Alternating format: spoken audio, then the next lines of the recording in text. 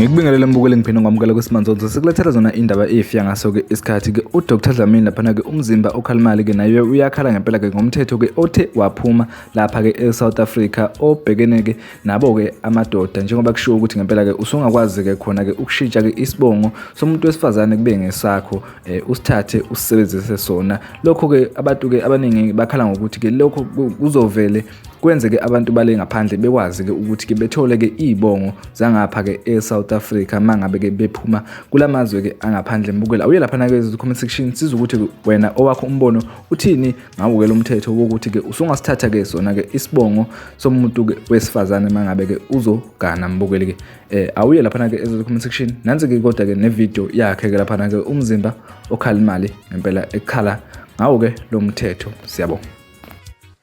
Sizwe sikaphunga noMageba konakele manje sama South Africa konakele ziyonibuza ingane zenu ukuthi seningamakhehla nanikhamise nenzani ziyosibuza ingane njengamanje indaba yokunika amasende la uyindoda uthi unika amasende out manje kulate sekhulumile uphakela umthakathi mhla 27 kulenyanga ahlangane lapha eMona kwaNongoma kulate manje ngeke ukuthi singaba nopresident okwazi ukuthi avumele umthetho othi angishintshe isibongo ngibize isibongo sakubo intombazane noma somuntu wesifazane. What about the culture? Amakhosi awasukume manje amafela ubukhosi okuyithi amabutho asukume manje kulate manje uRamaphosa uyimission yokuthi 2025 2026 2027 2088 2029 5 years laba abantu laba bazobe bethola nosisi bethu laba abathanda izinto bazobe sebenawo ama document ukuthi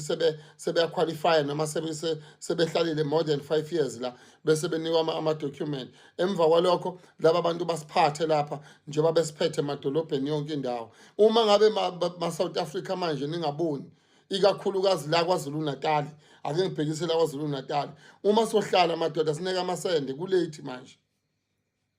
kulate manje kulate indaba ukuncengana yikho okhokho bethu bafa befela lelizwe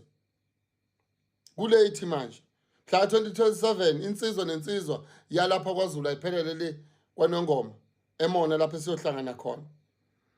ngeke ukuthi upresident angazothi abantu abangenamaphepha abanikwe amaphepha imvume zokubala ebengabazi bafika kanjani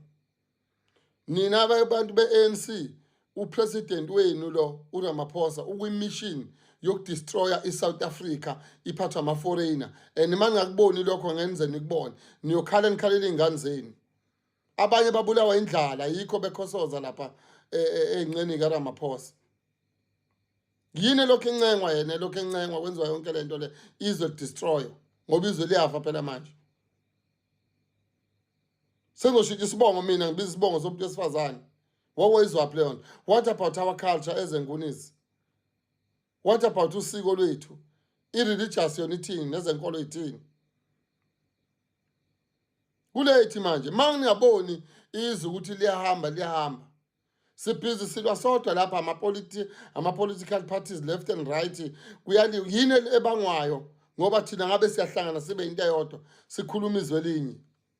Yisikhathi sokuthi manje sihlangane sizwe